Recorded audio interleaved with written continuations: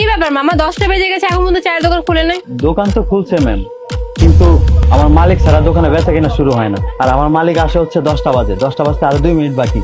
মালিক? ওই যে ম্যাম, ওই লাল গাড়িটা দেখতেছেন না, ওই যে আমার মালিক চলে আসছে।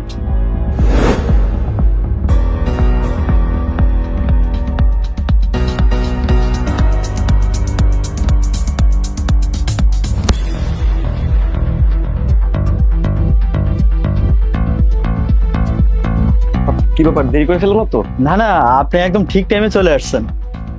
যাও তুমি।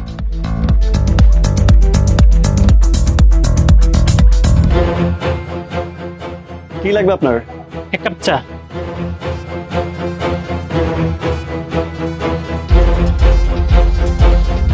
জি নিন ম্যাম। সরি, আমার চা তো 2 কাপ ছিল। আচ্ছা সরি, নিচ্ছি। চা না হয় নিলাম, কিন্তু আমার একটা ব্যাপারে একটু খটকা লাগছে। মানে হচ্ছে এই যে আপনি এত দামি স্যুট পরা, হাতে গোল্ডের ওয়াচ, আবার রোডিস্টার কারে করে আসলেন। আচ্ছা সত্যি করে বলুন তো, এখানে কি কোনো শুটিং চলতেছে? মানে আপনি কি কোনো কিছু প্রমোশন ভিডিও করতেছেন?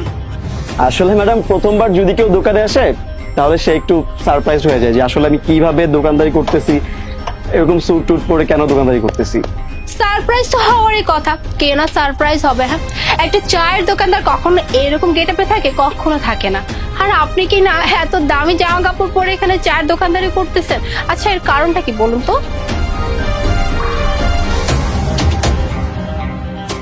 ম্যাডাম, ওই সামনে যে নিউ মার্কেটটা আছে, নিউ মার্কেটের নিচে যে 2টা রেস্টুরেন্ট রয়েছে, ওই 2টা রেস্টুরেন্ট মালিকও কিন্তু আমি। হোয়াট? আপনি ওই 2টা রেস্টুরেন্টের মালিক? অথচ এত বড় রেস্টুরেন্টের মালিক হয়ে আপনি এখনো চায়ের দোকানদারি করতেছেন? এই প্লিজ বলেন না, কাহিনীটা কি একটু বলুন তো। আপনি এই গেটআপে এত রিচ হওয়া সত্ত্বেও আপনি এরকম একটা ছোট্ট একটা চায়ের দোকানদারি করতেছেন? যেহেতু ম্যাডাম জিজ্ঞেস করছেন তাহলে বলি।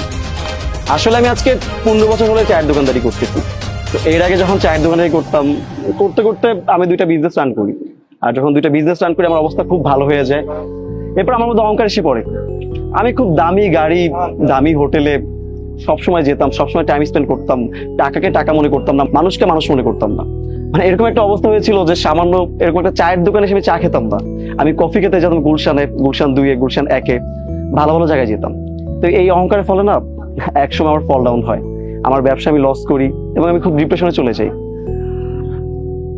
আর তখন হঠাৎ করে আমার বাবার একটা কথা মনে পড়ে যে তুমি যতই বড় হও না কেন, অতীতকে কখনো ভুলে যেও না।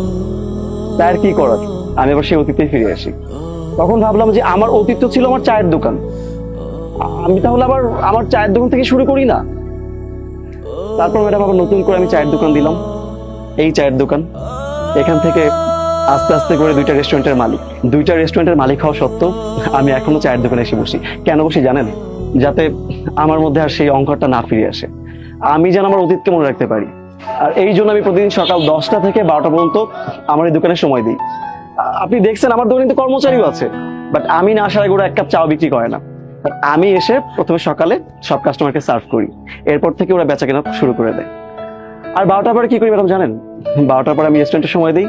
আমি কিন্তু বিলাসবহুল লাইফও লিড করি, আর সেটা রাতের বেলা। কারণ আমি চাই না আমি আমার অতীতকে ভুলে যেতে। আমি যখন এই চায়ের দোকানে এসে বসি, আমার সেই অতীতের কথা মনে পড়ে যায়, সেই মাটির গ্রান, সেই অতীতের চায়ের দোকান যেখান থেকে আমার শুরু। আমি যাতে আমার অতীতকে ভুলে না যাই। আরেকটা কথা ম্যাডাম, আজকে আমার 2টা রেস্টুরেন্ট আছে, কালকে তো নাও থাকতে পারে, কোনো কারণে ব্যবসায় লস হতে পারে, আগুনে পুরো নষ্ট হয়ে যেতে পারে। আর আমি যদি এখনই বিলাসবহুল লাইফ লিড করি, বাইরে সময় দিই, বড় লোকদের মতো চলাফেরা করি, তাহলে তো আমার মধ্যে অহংকার চলে আসবে। আমি কেন চায়ের দোকানে বসবো? এটা তো আমার সাথে যায় না। এই টাইপের একটা বিহেভ চলে আসবে আমার মাঝে। আর তখন কি হবে জানেন? আমার যদি রেস্টুরেন্টটা বন্ধ হয়ে যায়, আমার চায়ের দোকানে বসতে সংকোচ বোধ হবে যে আমি একটা বড় বিজনেসম্যান ছিলাম, আমি কিভাবে চায়ের দোকানে বসবো। আর সেটা যাতে আমার মধ্যে না হয়, এই জন্যই চায়ের দোকানে বসা, যাতে আমার মধ্যে কোনো অহংকার না থাকে, আমি যেন আবার পুনরায় চায়ের দোকান থেকে শুরু করতে পারি। ভাইয়া, আজকে আপনার সাথে কথা বলে না সত্যি ভালো লাগলো। আর একটা কথা কিন্তু আপনি ঠিকই বলেছেন, আমাদের লাইফে কখন কি হয়ে যায় আমরা কিন্তু কেউই জানি না। আজকে আমি এত টাকার মালিক, কালকে আমি রাস্তা ফকির হয়ে যেতে পারি।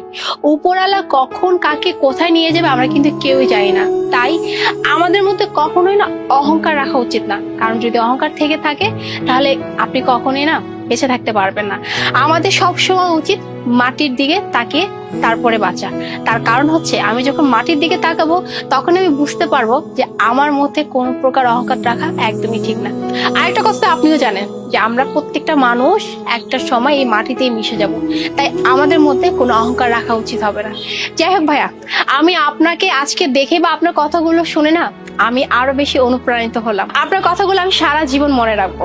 ভালো থাকবেন। জি, আপনারা ভালো থাকবেন। ধন্যবাদ।